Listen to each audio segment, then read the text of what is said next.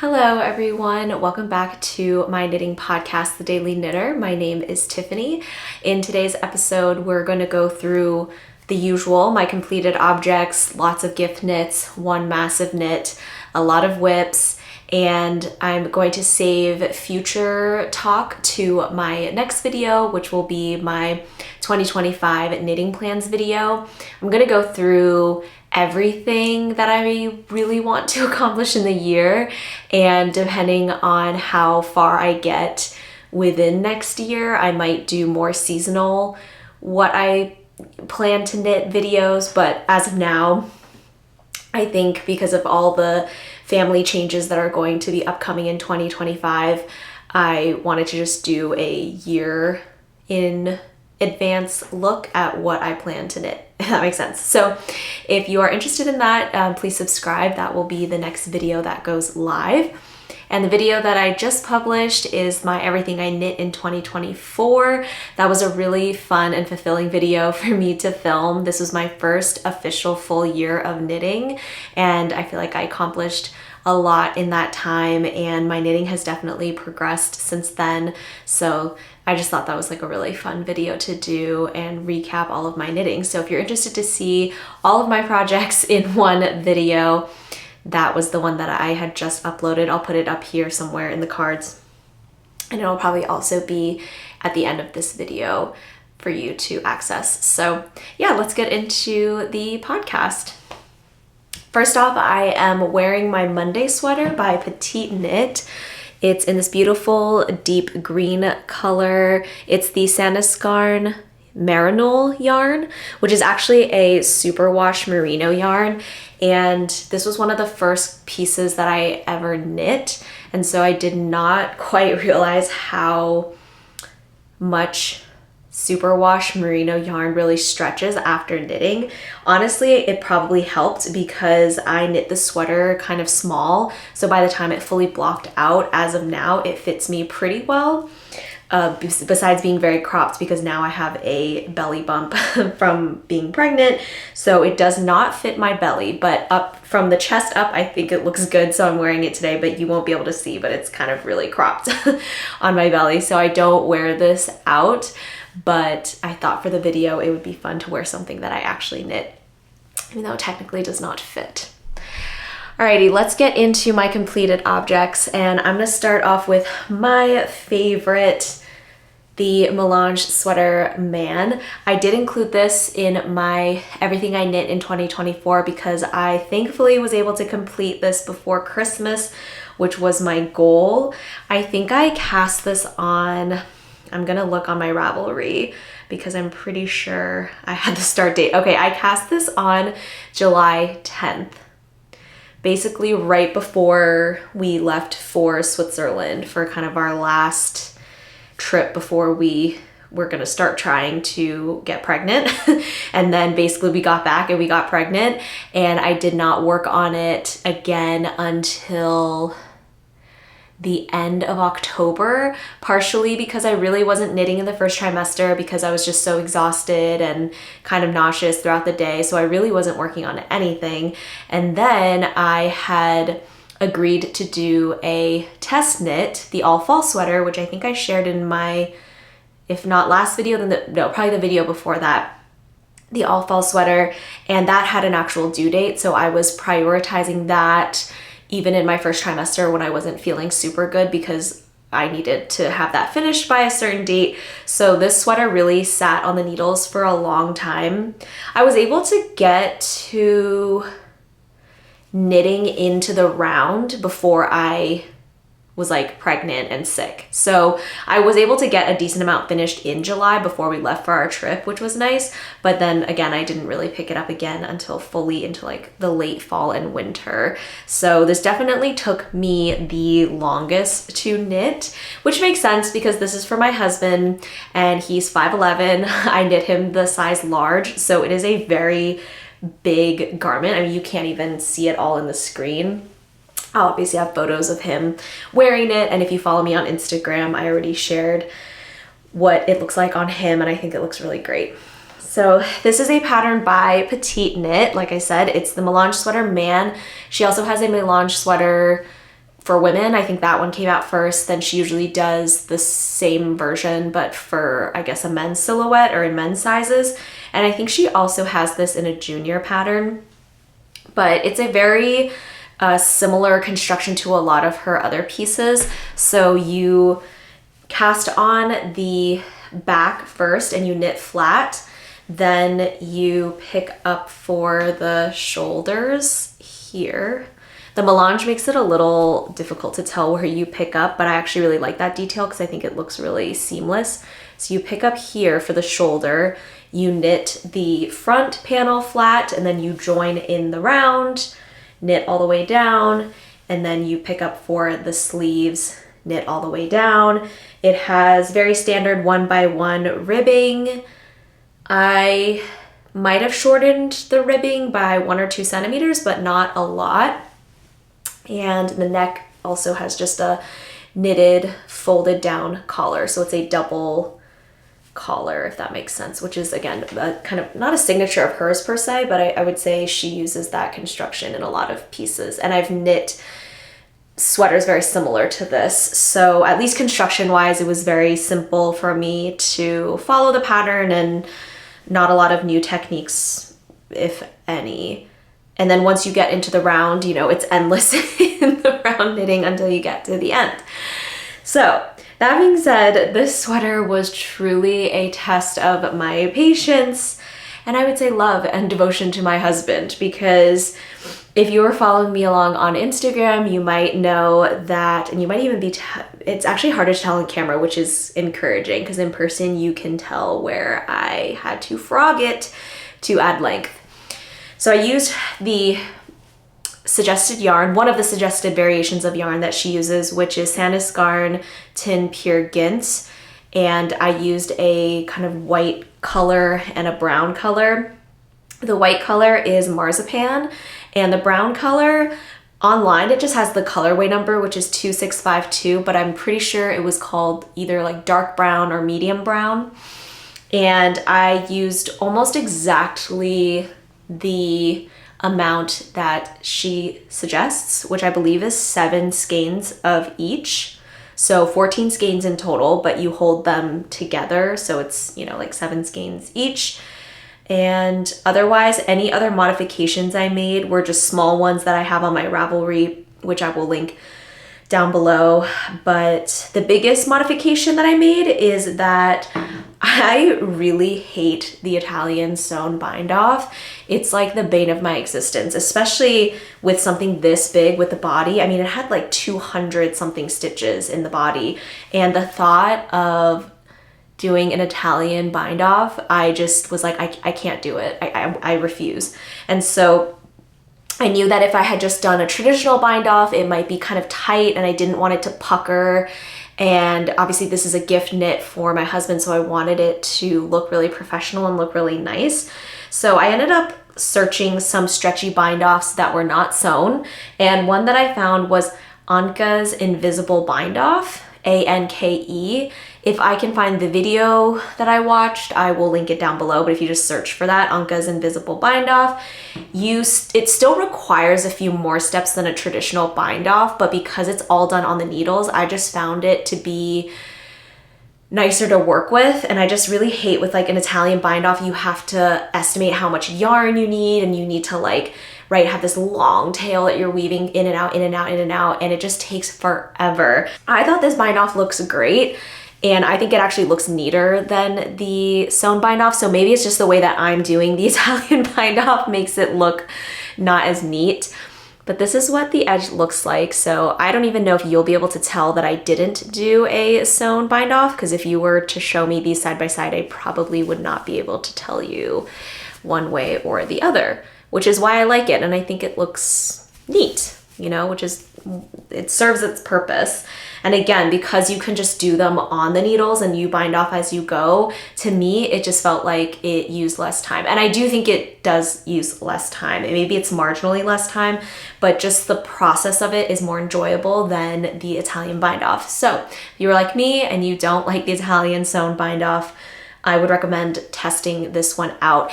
And you can see, I still think it maintains enough stretchiness. And I think, again, in a garment, I'm less worried about it not being stretchy enough because I don't know, like you're gonna wear it like this is how big the cuff is gonna be. So it doesn't need to maintain a ton of stretch. I don't know if that's making any sense. But I think it turned out really well, and this has been my go-to bind off for any ribbing project that I've done since the Melange sweater.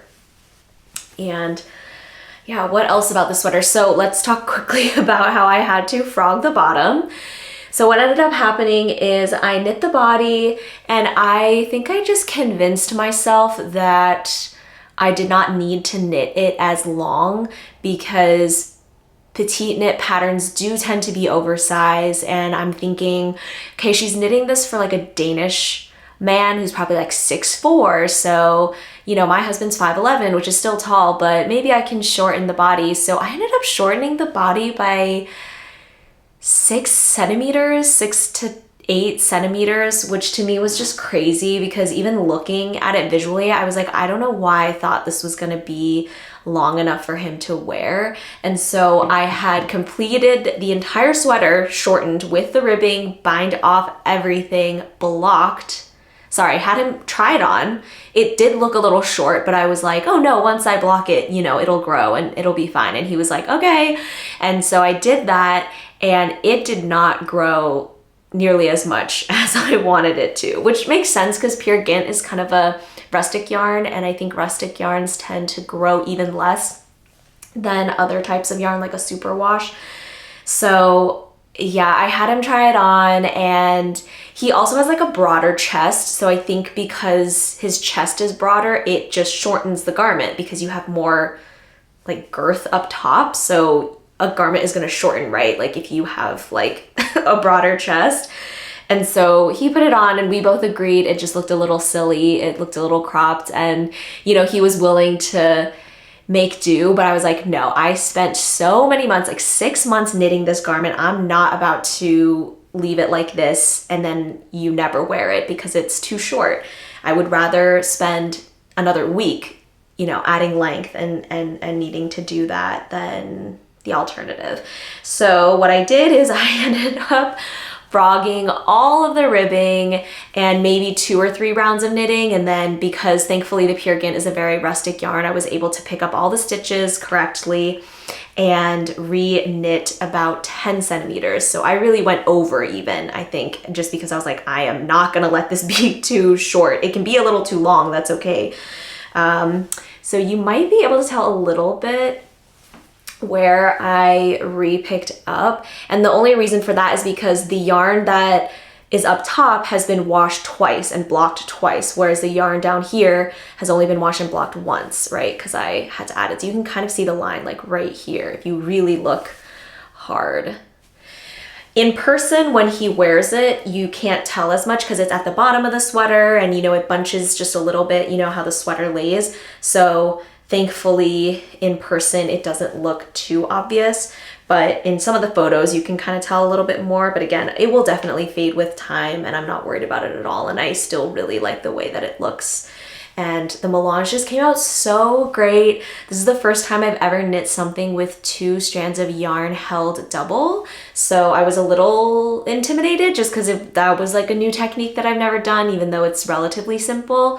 But I really like how the Melange came out, and I wasn't really intentional with it. I think with a Melange, that's the point, is you want it to be really random. So there will be patches where, the white is a little larger than the brown and vice versa, but that's kind of the whole point of it. And I really think it came out nice and even, and my husband really likes it. He loved the look of the sweater. I think it fits him really, really well, and maybe I will knit him another one. We will see. This just took me so long to finish. I was like, this is the never-ending project, but I am very, very proud of the finished object. I think it's definitely one of my most professional looking pieces, and I think a large part of that is due to the Melange and the rusticness of the yarn, but I'll give myself credit. I think I knit this up really well, and I'm just glad that he really likes it, and he's already worn it a handful of times, and I told him that he has to wear it a lot this season because it took me so long to do. But I'm really excited to see him wear this next year as well, even once the winter season is done for this year. My next completed object that I have here to show you is another Musselburgh hat. This was a whip in my last podcast episode, and I have now since finished it and blocked it and everything. This is what it looks like. I usually prefer a beanie that has a brim or whatever you call it, like a brim like that. And so that's when I'm knitting the Musselburgh, I usually knit it so that it has enough length to fold up, but technically you can, I guess, wear it like this if you like that look. But again, I like the look with a brim. And I knitted this to a length so that I would not have a big crown. So this lies very close to my actual head, which I really like, because my one pet peeve with a lot of store-bought beanies is they're way too long, and then when I put them on my head you just have this big nipple on top, and I don't particularly like that look on me. So I knew that when I was going to knit myself a Musselburgh that I wanted to shorten the length just a little bit, even from the pattern, and I would have this tighter crown shape, which I think, because I'm petite, I think just looks better on me. I'm not going to talk about this pattern in a lot of detail because I already have a podcast episode where I talk about this in depth, because the first Musselburgh beanie I knit was for our baby boy, and I really love that sock yarn that I used. And so for myself, I wanted to also do another one in a fingering weight yarn, and I ended up having a decent amount left over from my Mayflower Easy Care Merino in the fingering weight. And this is it's called Chinois Green, but it really, to me, in person, reads very blue. So like whatever you see on screen, that's like how blue it is in person. It's not quite green at all, so I'm not sure why it's called Chinois Green, but I wanted a little blue one to match him, and this was the perfect yarn. And I figured it would be really warm because it's double layered up top and 4 layers right here around the ears, and I think it looks really, really cute. I really like the way it looks. Like I'm not surprised because I really like the Musselburgh hat, and especially in a fingering weight, how it comes out. It is just kind of a slog to knit because it's a big tube. I'm not gonna take it apart now because this yarn especially is quite airy, and it was really a little hard for me to finagle it into this shape. So I'm not gonna pull it out, but imagine a long oval. That's what this looks like, and you kind of fold it in on itself and then make this brim. If you want to see really what it looks like, I will put a photo of it when I was blocking it. That's what it looks like. So visually it might be a little confusing if you've never made this hat before as to how that shape becomes this shape, but once you knit it and read the instructions and stuff, it makes sense to get to this hat size. And so I knitted this in technically it's the teen to adult small size. And even then, this hat is a little loose, but I kind of wanted that because I also don't like it when the beanies are so tight that it flips your hair up and it just is like too tight. And not that I have like sensory things, but I really don't like it when things on my head are really tight anyways. So my favorite beanies in my collection that I haven't knit myself are all ones that are just slightly looser, and I just think that creates a cuter look. So I did meet gauge. I mean, it's a swatchless beanie pattern, so you technically meet gauge as you knit, so I wasn't too worried about that. But it just, I don't know, I just love the way it looks, and this does make me want to knit another one, even though it is quite a project to knit because you basically knit a giant oval all in fingering weight yarn, just because I think that looks the best. You can do it all the way up to like a DK, maybe even a worsted weight, but I think it would create this very bulky beanie. So if that's like the type of look you want, go for that. But for me, with a beanie that looks more like this, you kind of have to use a fingering weight yarn. So it is, it does take quite a bit to finish. But I cast this on November 30th and I finished it December 29th. So it took me about a month, of like semi-committed knitting. For a long time, this was my commuting knit / work knit. And then the only reason I was able to really finish it off is because I brought this with us on our baby moon that we just took. And this was the main project I was working on for 3 to 4 days. And we had a decent amount of downtime while watching movies at night and things like that. So for me, that's the only way I'm gonna get something like this done in a fingering weight, is if I bring it on a trip. And that's like the only thing I'm allowed to knit on.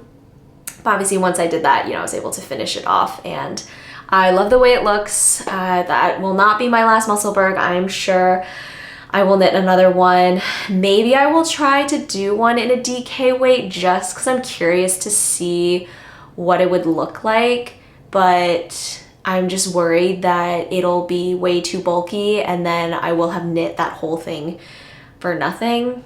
But I don't know. Let me know if you've done it in a DK weight down below and if you like how it looks, and maybe I will do that. The next 3 completed objects were actually all Christmas gift knits, and so I don't have them to show you, but I will put photos of them because I took photos of them before. 2 of them I am gifting to my coworkers, and 1 of them I gave to my mom. So the first one is the Oslo hat by Petite Knit. And I knit this in the size medium, which technically is her adult women's size. And I knitted it with one of the suggested yarns, which is Sandisgarn Sunday, held double. And I used the color Electric Blue. I used almost exactly how much she says to use, which I think is 150 grams. So it's about 150 grams, which is I think about how much I used. And this one is actually for my boss, and she picked out this she loves this like bright blue color, and she really wanted a beanie in this bright blue, so I picked it out for her and showed her, and she really liked it. I actually was able to finish this in a day, so I didn't even have it to share as a whip in a podcast episode because I finished it so quickly. It was because we had one day where it was really bad weather here, and it was football Sunday, so me and my husband just sat on the couch all day, literally, and watched football and movies. And it was a good knitting day because I got this whole hat done, basically. And I really like this pattern. You'll see in my whips later that I have an Oslo hat on the needles for myself. I think this is a great alternative to the Musselburgh hat because it creates like a very similar look and it's customizable as you're knitting it to how tight or how close you want it to fit on your head, but it is knitted in a DK weight, so it's gonna go quicker, and most of the hat is knitted in like a traditional beanie, so you don't have to knit this like long oval and fold it in on itself. You're just knitting this beanie shape, so essentially it's taking half the time that it would to knit a Musselburgh. I hope that makes sense. But yeah, I created this really beautiful beanie. I tried it on just to make sure it would fit nice on me. It fit just slightly loose, which is good because she has kind of poofier curly hair and she likes when beanies are looser as well. So I'm really hoping it'll fit her well. I'm gonna give it to her once we go back to work in the new year, and I can't wait to see her reaction when she opens it. The next gift knit is a Sophie scarf. Again, I'm not gonna talk about this pattern because I feel like everyone and their mother has knitted this scarf, but it's essentially a garter stitch neck scarf with a built-in I-cord. And I knitted this for my friend Daphne, and I used the yarn by Knit Picks. It's the Knit Picks Hawthorne fingering yarn in the confetti speckle, and I held it double, and I believe I used 4mm needles, I think, and it was going to give me a bigger gauge. So I think the original pattern is, let me just double check, the original pattern is 22 stitches of the garter stitch. Mine was 18, so what I ended up doing is knitting it in the size small, but once I washed and blocked it, it basically blocked out to the size large. So I've knitted enough Sophie scarves in my time that I was able to just kind of guesstimate that. But if you are making a Sophie scarf for the first time, I would try to just hit gauge so that way you get the correct measurements of either the small version or the large version. And again, there will be photos of what it looks like. I really like the way that this one looked. I love that confetti colorway with the white. I think it looks really festive and bright, and I also sent her this yarn to be like, do you like this yarn for the scarf? And she was like, yes. So I'm really excited to give it to her. One thing I will mention, this is weird, but I don't know if it's all of the Knit Picks yarn, if it's just the Hawthorne fingering yarn, or if it's just this colorway.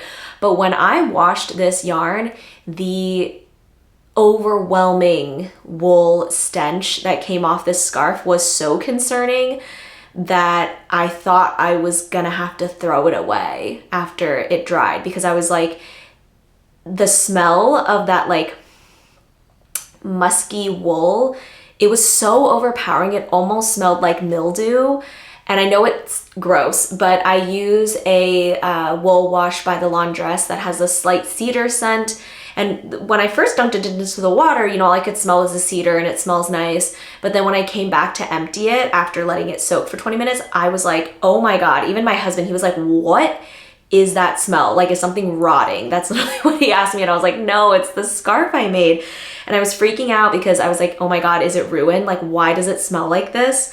And I Googled it. I was like, why does my wool smell awful? And a lot of people online said it's the lanolin content that's in wool, which is just the natural coating that happens in wool. So when it gets wet, it has this like musky smell. And I do notice that. Like, for example, this sweater, the Pure Gint, if you really smell it, it does smell like, not quite like animal, but a little bit. Like it smells kind of like an animal, but not in a gross way, just in a different way. So it was like that, but times 20. I mean, it was rank, okay? Crazy enough, once it fully dried, it smelled just like the cedar wash, and I could not smell any trace of that musky scent. So it must just be that when this particular wool gets wet, it smells like that. But let me know if you've ever experienced that with either this brand or this type of wool, or with another wool. The Hawthorne fingering, the content is 80% wool and 20% nylon. So it's a very classic sock yarn composition to my knowledge. They don't detail what type of wool it is, so maybe it's the type, I don't know. But it really put me off, and I was freaking out, and I'm glad I let it fully dry before I made a decision. But it smelled so rank, I almost was like, I need to throw this out, because it just, whew. So sorry if that's DMI, but I had to mention that. And I need to tell her too, like, if she ever gets this scarf wet or ever needs to wash it, to not be put off by the crazy smell that's gonna come out of it. I don't know, y'all. Let me know down below if that has happened to you. And this last gift knit, again, is also something I've shared on here before and talked about more extensively, so I'm not going to talk about too much, but it is, again, another pair of fingerless mittens by Iris H. And this is a free pattern, and I've knit, this is now my third pair that I've knit just this season alone. And I knit it with the Barocco yarn in Ultraviolet. And this is a pair that I knit for my mom.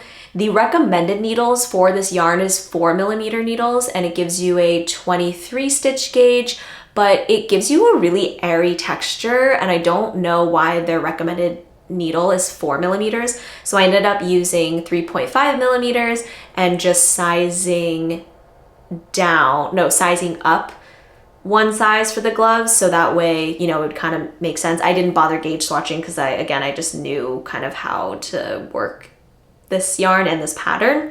And the only modification I decided to make with this specific pair is that instead of one round of ribbing at the top and at the thumbs, I did 2 rounds of ribbing because I just wanted the rib just to be a little more obvious, and I think that creates a cute look.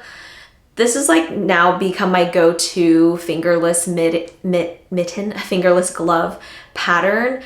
And I'm sure this will not be the last pair that I knit. It's a great gift knit. I'll talk about it more in my projected 2025 knitting plans. But yeah, the only other difference again in this one is that I used fully DPNs instead of magic loop, and I actually really enjoyed it. I'm usually a magic loop girly, but I think with the smaller project like gloves, the magic loop can get a little finicky, and with the DPNs, it just looked a little nicer, and I could really see the shape of the glove as you go because the DPNs create a more 3D look. I don't know if that makes sense, but I really enjoyed knitting with DPNs this specific pattern, so I think if I'm gonna knit it again, I will do it mostly in DPNs. Now let's move on to my whips. I have 4 whips going, and that's pretty standard for me, honestly, so it's not even that many. But this is the progress I've made on the Harris hood for my husband. I'm basically at the end. I just have to finish off the ribbing at the I guess the face hole, and then you double knit it down. So I'm basically at the last step, and then just washing and blocking. This is also a Knit Picks Hawthorne sock yarn, and I'm holding it double. I think I'm a little tighter in the gauge with knitting it. Currently I'm knitting it on 5mm needles, and the pattern calls for a 16 stitch gauge. I think I'm right about 18 or 19, but in my memory from the Sophie scarf that I knit, this sock yarn really blooms when I block it. So I actually think once blocked, it will hit that 16 stitch gauge. I'll obviously mention that in the next podcast episode once it's actually finished, if that is the case, but I'm pretty sure that will be the case. And with something like this, there wasn't really any sizes. It's a one size fit all, so I wasn't too worried about it being too small because then I would just wear it. And if it's, the correct size and fits my husband, then, I was gonna give it to him.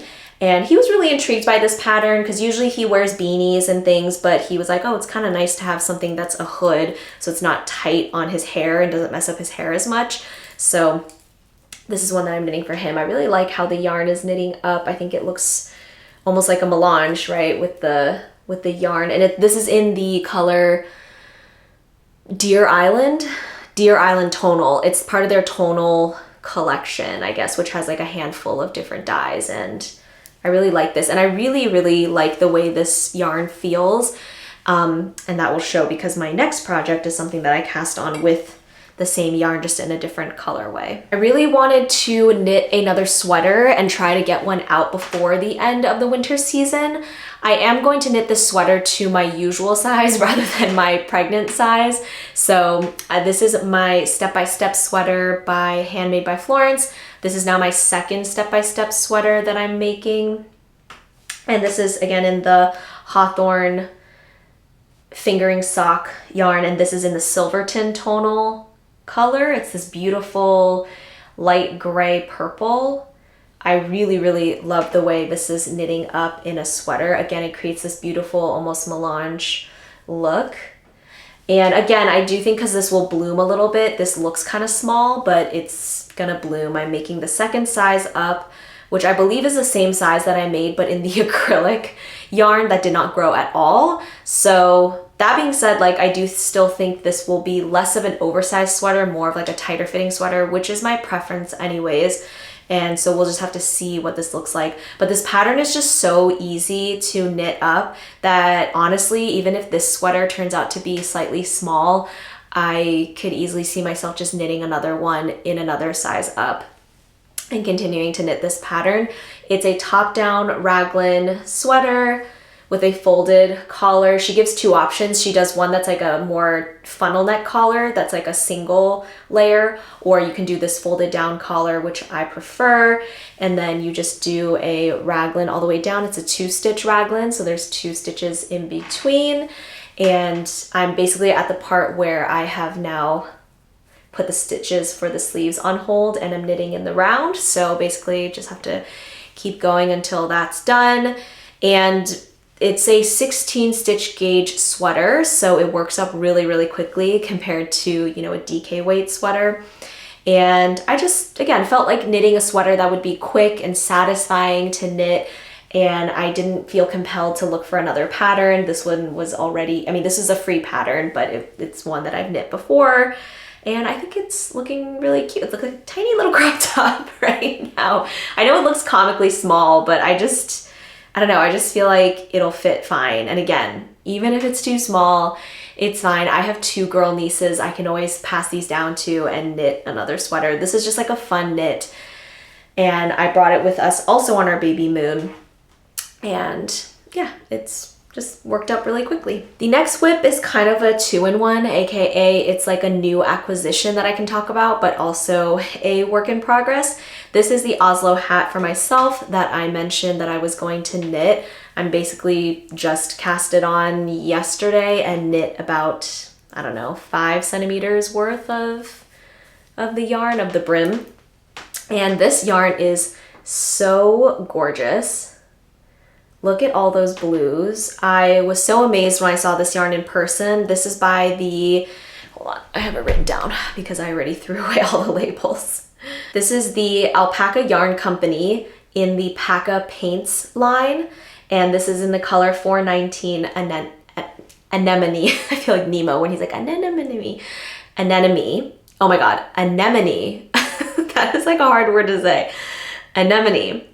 And the gauge is a 22 stitch gauge, but they give a pretty wide variety of needles to hit that gauge. So they just say it's a 22 stitch gauge on a 3.75 millimeter to 4.5 millimeter needles, which to me is like a little confusing because I'm like, I guess it's like nice to have a range because people are knit differently. But for me, what I'm actually doing is I'm knitting this on 3.5 millimeter needles, and I am knitting the size medium, which is the same size for my boss.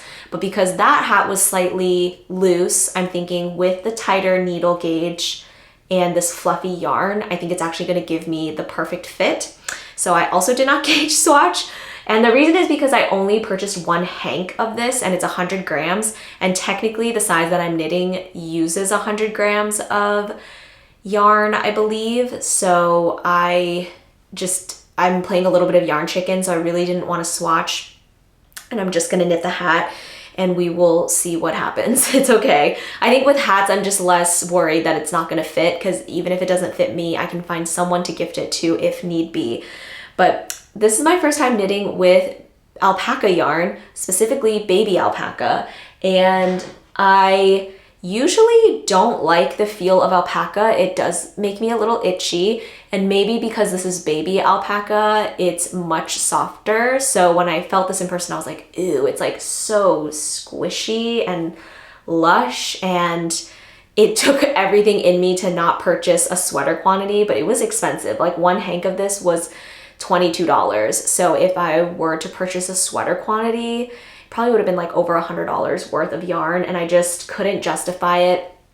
These were also all hand dyed, and I know with hand dyed yarns, and if you're gonna knit a sweater, then you wanna really make sure you're planning out your yarn and knitting it so that it's not just like 1 hank and 1 hank, because then you might get some striping that you don't want. So I just figured, no, like let's just get 1 hank and make an accessory with it. And at the time I was like, either I will do a Sophie scarf or some gloves or a hat. I wasn't quite sure, but I ended up deciding to do the Oslo hat. And I'm really liking the way that it's knitting up. It's just so soft. And I like that I'm using actually 3.5 needles because I prefer a tighter weaved look, if that makes sense. Like I don't like it when it's too airy, especially for a hat. So I'm glad I made that decision, and I'm hoping I'm not gonna regret it. But yeah, I just had to talk about this yarn. It is just absolutely so soft. And so if you're sensitive to alpaca yarn, maybe try feeling a baby alpaca yarn and seeing how that fares, because I think this is softer than a traditional alpaca. But really excited to see this Oslo hat come together. Alrighty, so that was everything. Acquisitions wise, it really was just that new baby alpaca yarn, which I just talked about. And like I mentioned, I'm not gonna talk about future plans in this video because my next video will be all about my 2025 knitting plans. And today is December 31st, so we will be in the new year tomorrow, hence why that video will be coming out soon.